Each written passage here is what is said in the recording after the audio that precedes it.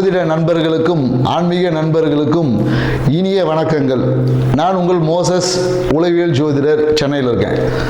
இந்த சனி பெயர்ச்சி ஏன்னாக்கா இன்னைக்கு எந்த யூடியூபர் திறந்தாலும் சனி பெயர்ச்சி, 7.5 சனி, 8.5 சனி, 9.5 சனி, இப்படின்னு பார்த்தீங்கன்னா அஷ்டம சனி, அர்த்தாஷ்டம சனி, இப்படி பல சனி பகவானை பற்றின ஒரு பயமும் பீதி அப்படியே வைத்த யூடியூப்பை பார்த்தா முடிஞ்சு போச்சு அன்றைக்கே லைஃப்ன்ற மாதிரியான தகவல்கள்.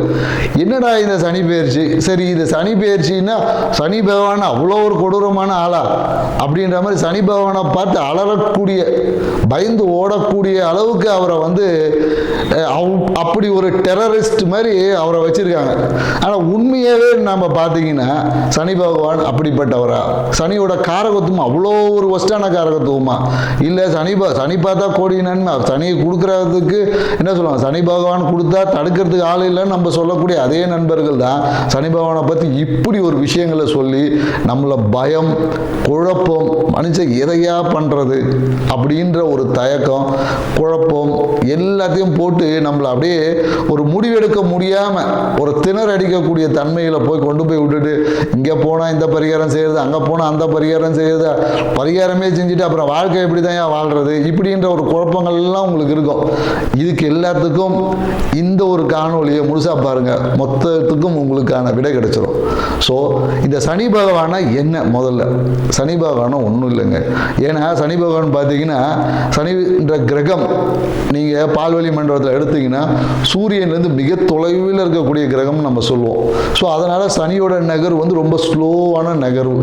ஸோ ஏன் தூரமாக இருக்குது அப்படின்றது பால்வழி மண்டலத்தில் இருக்குது. ஸோ பால்வழி மண்டலத்தில் சூரியனோட தூரமாக இருக்கிறதுனால அந்த இடத்துல வெப்பத்தோட தன்மை கொஞ்சம் கம்மியாக இருக்குது. அப்போ வெப்பத்தோட தன்மை கம்மியாக இருக்கும்போது அது ஆட்டோமேட்டிக்காக குளிர்ச்சி தான் இருக்கும். ஸோ அப்போ குளிர்ச்சியாக இருக்கிறதுனால அப்போ என்னன்னாக்கா எப்போதும் பார்த்தீங்கன்னா அந்த குளிர்ச்சி வரும்போதே நமக்குள்ளுக்குள்ள ஒரு பயம் வந்துடும், ஒரு குழப்பம் வந்துடும். ஏன்னா இதே வெப்பம் அதிகமாகும் போது நம்ம என்னன்னாக்கா இந்த பனிக்காலத்துலலாம் எடுத்து பார்த்தீங்கன்னா ஒரு சோம்பல், ஏன்னா இந்த மார்கழி மாதம்லாம் பார்த்தீங்கன்னு வச்சுக்கிங்களேன், மார்கழி மாதம் தை மாதம்லாம் பார்த்தீங்கன்னா ஒரு சோம்பல் இருக்கும். ஏன்னா அப்போ பனி, முன்பனி பின்பனி காலங்கள் இருக்குது. இந்த காலகட்டத்தில் பார்த்தீங்கன்னா உடம்பு சுறுசுறுப்பாக இருக்குது, ஒரு சோர்வாக இருக்குது. அதனால தான் பிரம்மமுகூர்த்தத்துல இருந்து காலையில் கோலம் போட சொல்லிலாம் நம்மளுடைய வழிபாட்டு முறைகள் நிறைய முறைகள் கொடுத்துருக்காங்க. ஸோ இதே தான் சனி பகவானோட தன்மைனா குளிர்ச்சி, இவ்வளோதான். குளிர்ச்சினாவே அங்கே பயம், இருட்டு. ஸோ இவ்வளோதான் விஷயங்கள். ஏன்னா இந்த குளிர்ச்சி நம்ம உடம்புக்குள்ளே வந்துட்டாவே நம்மளுடைய விஷயங்கள் எல்லாமே பார்த்தீங்கன்னா பிரச்சனைக்குரியதாக மாறும். அதே குளிர்ச்சி தான் பல விஷயத்தை சரி பண்ணக்கூடியதாக இருக்குது. இப்போ ஏன்னா சனி பகவான் நிற்கக்கூடிய பாவம்னு சொல்லக்கூடிய அந்த 3, 6, 11 இந்த பாவத்தில் நின்னா நற்பலன்களை கொடுப்பாருன்னு சொல்கிறோம். மற்ற பாவங்கள் இருந்தால் கெடுபலன்களை கொடுப்பாருன்னு சொல்லி நம்மளோட ஜோதிட சாஸ்திரம் சொல்லுது. உண்மையாகவே நற்பலன் எப்படி கிடைக்குது, கெடுபலன் எப்படி நடக்குது, இவ்வளவுதாங்க விஷயம். இதை தெரிஞ்சா உங்க வாழ்க்கையில் இந்த சனி பெயர்ச்சியில் எந்த சனி பெயர்ச்சி வேணாலும், சனி எந்த பாவத்தில் இருந்தாலும் அதை நம்ம எதிர்கொள்ள முடியும். ஸோ இப்போ இந்த 3ஆம் பாவத்தில் சனி பகவான் இருக்காரு. 3ஆம் பாவம் என்பது ஜோதிடத்தை பொறுத்தவரையும் விஜய வீரியஸ்தானம். ஸோ விஜய வீரியஸ்தானம், இந்த விஜய வீரியஸ்தானத்தில் சனி பகவானுக்குமா அந்த குளிர்ச்சி தன்மை வேணும். ஏன்னா அந்த இடத்துல நம்ம அதிகப்படியான வெப்பம் இருந்தால் என்ன ஆகும்னா நம்மளுடைய அந்த விந்தணுக்கள் சொல்லக்கூடிய எல்லாமே அந்த வீரியம் என்பது அடிபட்டு போகும். தேவையற்றத விரயம், உயிராற்றல் விரயம் அங்கே ஏற்பட்டுரும். அப்போ உயிராற்றல் விரயம் ஏற்பட்டால் நம்மளால எந்த ஒரு விஷயத்தையும் முழுமையாக செய்ய முடியாது. நம்மளோட ஆயுள் என்பது குறையக்கூடிய வாய்ப்புகள் இருக்கு. ஏன்னா நம்மளோட வீரியம் எந்த அளவுக்கு, அதனால தான் நம்மளால பார்த்தீங்கன்னா இந்த வீர விளையாட்டுகள்லாம் வச்சாங்க. எதுக்கு வச்சாங்க? அந்த காலை அடக்கிற போட்டியெல்லாம் வச்சாங்க. ஏன்னா அந்த 3ஆம் பாவம் வலுக்கும் போது தான் அந்த மரணத்தை எதிர்த்து போராடக்கூடிய ஆற்றல் நமக்கு கிடைக்கும். ஸோ அப்போ அந்த 3ஆம் பாவத்தை எப்படி இருக்குன்னா கொஞ்சம் குளுமையா இருக்கணும். குளுமையா இருந்தால்தான் நம்மளோட அந்த உயிர் ஆற்றல் சொல்லக்கூடிய, ஏன்னா அதனால தான் சனி ஈஸ்வரன் பட்டம் எதுக்கு சும்மாவா கொடுத்தாங்க? ஈஸ்வரனாவே என்னன்னா நம்ம அவர் தான் ஆயுள் காரகன். அப்போ ஆயுள் எப்படி இருக்கும்? 3ல் சனி பகவான் இருந்தால் நம்மளோட வீரியம் என்பது அந்த வெப்பத்தினால் விரயம் ஆகாம வீரியம் என்பது நீண்டதா இருக்கும். ஸோ அப்போ நம்ம எடுக்கக்கூடிய காரியங்கள் எல்லாம் நிதானமாக எடுத்து வெற்றி அடையக்கூடிய வாய்ப்புகள் ஆட்டோமேட்டிக்காக வந்துடும். அடுத்தது பார்த்தீங்கன்னா இந்த 6ஆம் பாவத்தில் சனி இருந்தால், 6ஆம் பாவம்னா ருணரோக சத்துரு பாவம். ஸோ இந்த பாவம் என்ன பண்ணும் அப்படின்னு பார்த்தீங்கன்னா வச்சுங்களேன், ஒரு மனுஷனுக்கு ஒரு வியாதி எதனால் வருது அப்படின்னு சொல்லி மருத்துவம் சொல்லுதுன்னா வெப்பத்தால் தான் வருது. அதாவது என்ன சொல்லுவாங்கன்னா மருத்துவத்தில் என்னடா இது ரொம்ப மருத்துவமாக பேசுகிறேன்னு சொல்லு. ஏன்னா இன்னைக்கு வாழ்வியலுக்கு இதெல்லாம் தேவை இருக்குது. உங்கள் வாழ்வியலை ஒட்டி தாங்க ஜாதகமும் நடக்குது, எல்லாமே இருக்குது. So alkaline as acidic condition. உங்கள் உடம்பு எப்போ அசிடிக் கண்டிஷன் வருதோ, அசிடிக் கண்டிஷன் என்பது வெப்பம், அல்கலைன் என்பது குளிர்ச்சி. அப்போ நீங்கள் குளிர்ச்சி என்பது சனி பகவான் தான் குளிர்ச்சி. அங்கே குளிர்ச்சி அல்கலைன் என்பதே சனி பகவான். ஏன்னா நீங்கள் லெமன் சால்ட் போடும் போது அது அல்கலைன் வாட்டர். அப்போ அல்கலைன் சனியோட காரகத்துவம் தான் எலுமிச்சம் பழமே. ஸோ அப்போ அங்கன்னா அல்கலைன் வாட்டர் என்பது சனி பகவான் தான். அப்போ கேன்சரை குணமாக்கக்கூடிய ஆற்றல் கூட அதில் இருக்குன்னு தான் சொல்ல. அல்கலைன் வாட்டர் குடித்தா கேன்சரை குணமாகும் என்று இன்னைக்கு மருத்துவம் ஒத்துக்குது. ஸோ அப்போது அந்த ருண ரோக சத்துரு 6ஆம் பாவ சனி பகவான் இருந்தால் இருக்கக்கூடிய மொத்த நோயும் காலி. நோயே இல்லை, எதிரி என்பதே நமக்கு கிடையாது, எதிரியே நண்பன் ஆயிடுவான். ஸோ அப்போ அந்த இடத்துல நம்ம வந்து வெப்பம் அதிகமாக இருக்கணுமோ, அது என்னது நம்ம கேன்சர், இன்னைக்கு எய்ட்ஸ், இன்னைக்கு சொல்லக்கூடியத பல வியாதிகள் எதனால் வருதுன்னா உடலில் அசிடிக் கண்டிஷன், அதாவது வெப்பம் அதிகமாக வருது. அந்த இடத்துல நமக்கு குளிர்ச்சி ஏற்படும் போது அதுவே குணமாக்கும் மருந்தாக இருக்குது. ஸோ அதனால் சனி பகவான் 6ல் இருந்தால் அபரிவிதமான நல்ல பலன் சொல்கிறேன். அதே 11ஆம் பாவம் லாபஸ்தானம், மனமகிழ்ச்சி. இப்போ லாபம் மனமகிழ்ச்சி எங்கே இருக்கும்னா இப்போ நம்ம மனமகிழ்ச்சிக்காக எங்கே போகிறோம்? ஊட்டி கொடைக்கானல் தான் போகிறோம். ஊட்டி கொடைக்கானல் என்ன குளிர்ச்சியான பிரதேசங்கள், மலை பிரதேசம் போகும்போது ஹாப்பியாக ஹனிமூன்லாம் போகிறாங்க. எதுக்கு போகிறாங்க? குளிர்ச்சி. அப்போ அந்த குளிர்ச்சி இருக்கும்போது தான் மனம் என்பது மகிழ்ச்சி அடையும். மனம் என்பது தேவையில்லாமல், மனம் என்பது அதிகப்படியான வெப்பத்தினால மனம் என்பது அலைபாயும்.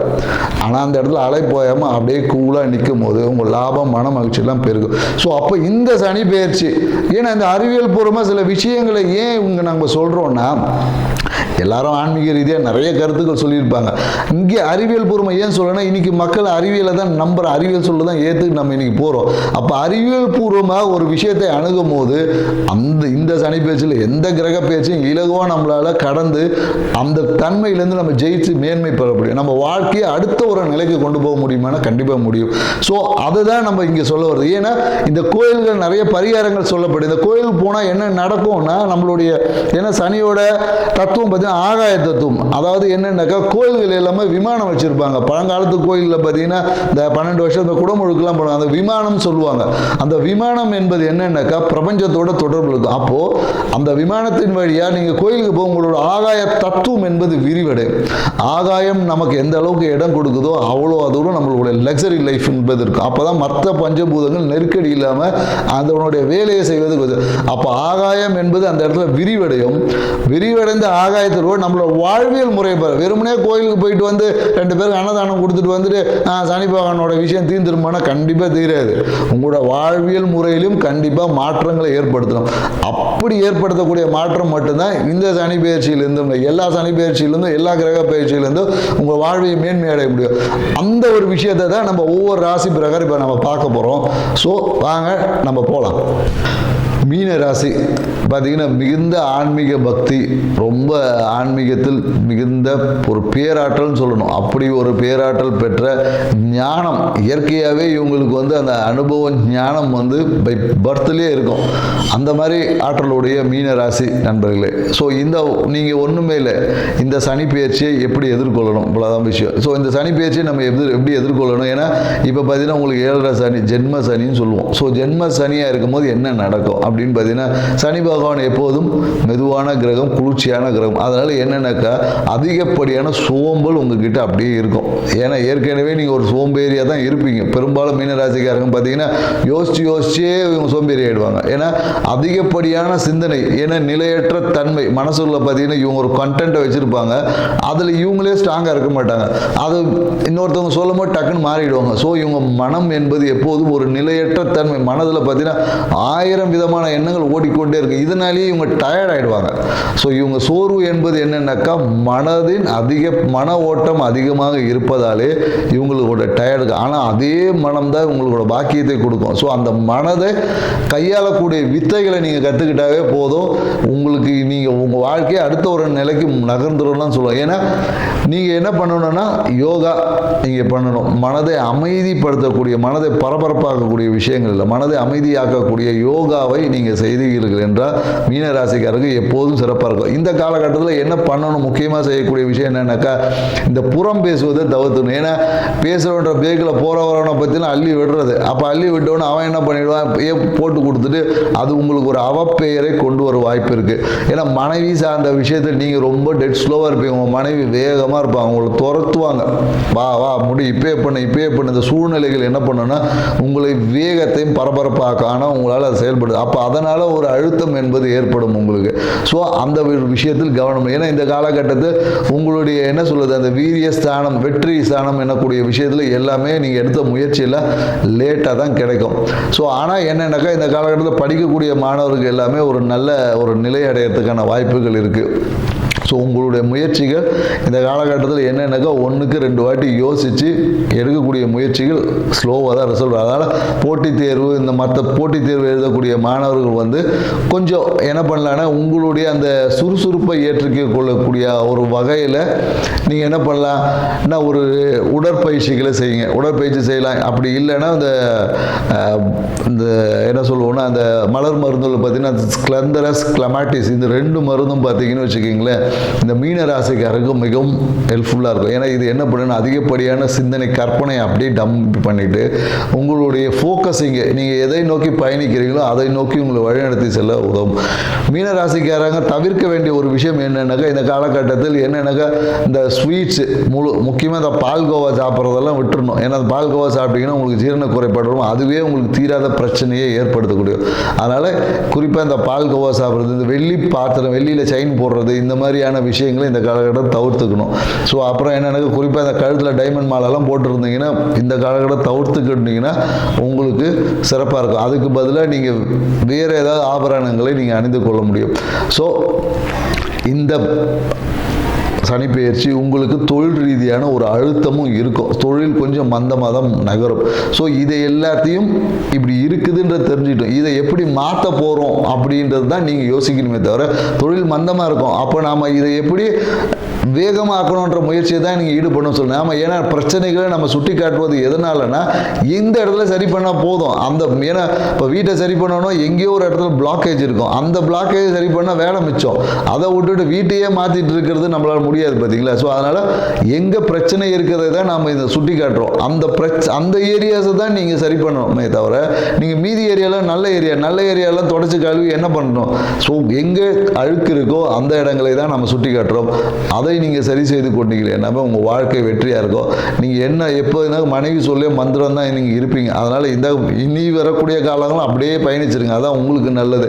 ஸோ தொழில் ரீதியான ஒரு சின்ன அழுத்தம் இருக்கும். குழந்தைகள் சார்ந்த விஷயத்தில் ஒரு மன மகிழ்ச்சி இருக்கும். குழந்தைகள் இந்த காலத்தில் மீனராசிக்காரங்க குழந்தை பேருக்காக காத்திருந்தாலும் கண்டிப்பாக குழந்தை பேர் என்பதற்கு காதல் திருமணம் இந்த காலத்தில் கைகூடும்.